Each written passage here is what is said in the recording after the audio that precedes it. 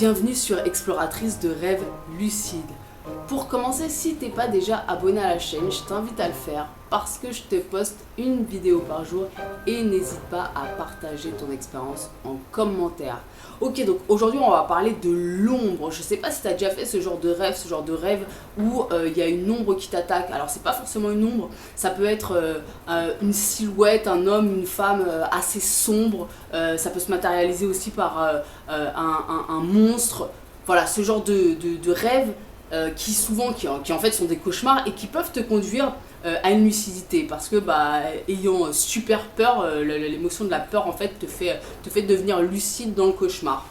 Donc en fait, si tu as déjà fait ce genre de rêve, voilà, je pense que tu es un peu comme la majorité des gens et c'est absolument normal. L'ombre, je sais pas si tu as déjà entendu un petit peu ce concept-là qui a été développé par le psychiatre Jung. Et en fait, l'ombre, ce serait chacun de nous aurait une ombre. L'ombre, ce serait toutes les parts de nous qu'on a quelque part refoulées, toutes les parts de nous qu'on n'a pas accueillies, toutes les parts de nous qu'on a mis dans un coin de notre inconscient pour être aimé de la société, pour être adapté à la société, à notre environnement. Donc évidemment, c'est pas l'ombre n'est pas égal au mal en fait, c'est pas quelque chose de mal, c'est simplement quelque chose, c'est un petit peu comme un mode de survie, voilà, qu'on a relégué dans un coin de notre esprit pour vraiment être aimé de l'entourage. Donc c'est pas forcément négatif parce que dans cette ombre est aussi contenu nos forces et nos potentiels qu'on a aussi refoulés.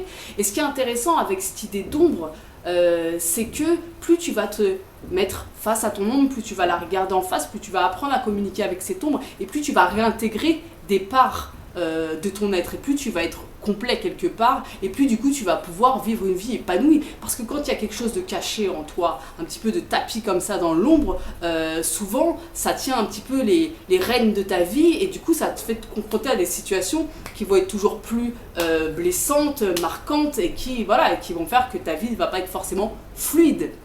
Et donc, comment tu fais pour reconnaître, commencer en tout cas le travail de reconnaissance de cette ombre? Déjà, c'est très simple, c'est là où survient les projections sur autrui. C'est-à-dire que très souvent, quand on va reprocher vivement quelque chose à quelqu'un, c'est avant tout parce que c'est quelque chose qu'on a des difficultés à accepter chez soi.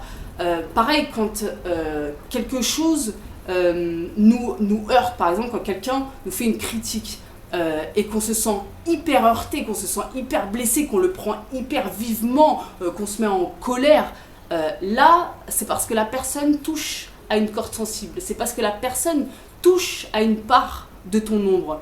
Et la question n'est pas de savoir on est ça ou on n'est pas ça, le but c'est pas de s'enfermer, le but en fait c'est de reconnaître justement la complexité de l'être humain, la complexité de qui on est, de toutes nos parts. Et dans nos parts, il y a tout et son contraire en fait.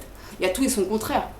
Et donc en fait ce qui est intéressant vraiment pour moi en fait dans ce travail de l'ombre, c'est le fait d'apprendre toujours plus à me connaître, d'apprendre toujours plus à accueillir ce que je suis dans mon entièreté. Et donc le rêve il est super intéressant pour ça parce que quoi de mieux que de passer par les rêves pour commencer à regarder cette ombre en face. Parce que dans tes cauchemars ce qui va se passer c'est que ton inconscient il va te livrer les choses telles quelles. Il va te livrer les choses, il va pas se soucier de savoir est-ce que ça te gêne, est-ce que c'est bien, est-ce que ça tu veux pas le voir, est-ce qu'il va te livrer le truc. Et ce qui peut vraiment être intéressant, notamment avec la lucidité, c'est vraiment d'apprendre à dialoguer avec cette part-là de nous.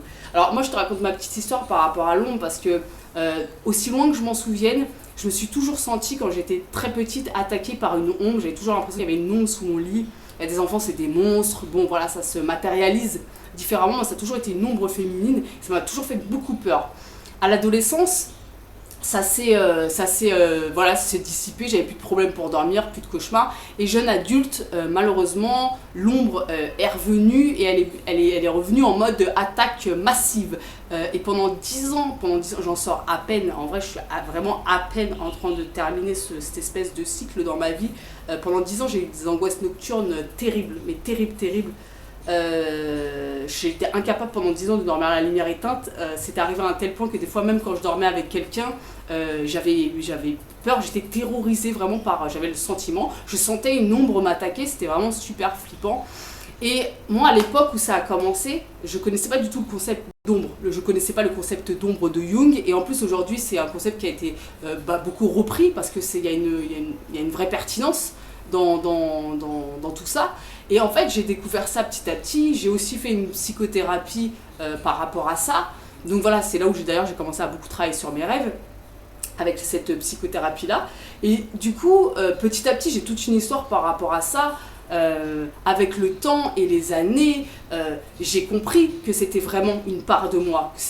Vraiment, je l'ai compris. Et donc du coup, tu commences à te détendre un petit peu avec cette histoire d'ombre. Et puis avec les années, de fil en aiguille, entre les rêves, parce que moi très souvent j'ai posé la demande de rencontrer mon ombre en rêve, même en lucidité je l'ai rencontré. Il y a des choses qui se sont faites. Et de plus en plus, elle a commencé à prendre mes propres traits, elle a commencé à prendre une forme humaine et je me suis détendue avec ça. Et là, je te dis, je sors à peine de ce travail-là en fait, à peine. C'est vraiment, je touche à une fin de cycle quelque part. Tu sais, on fonctionne un peu, en tout cas moi je fonctionne comme ça, avec des cycles intérieurs. Sentiment comme ça, de travailler, d'avoir un nœud comme ça, de tirer un petit peu sur des fils et d'arriver à une espèce de pelote comme ça et de tirer. Et puis voilà, il y a tout un cycle qui se fait autour un peu de cette pelote et puis après un nouveau cycle débute sur autre chose.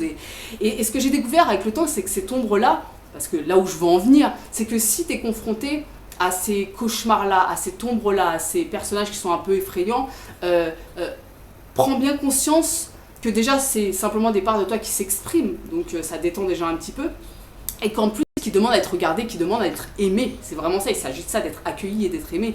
Et en plus, ça va te permettre vraiment d'intégrer ton ombre, ça va vraiment te permettre un plus grand épanouissement dans ta vie.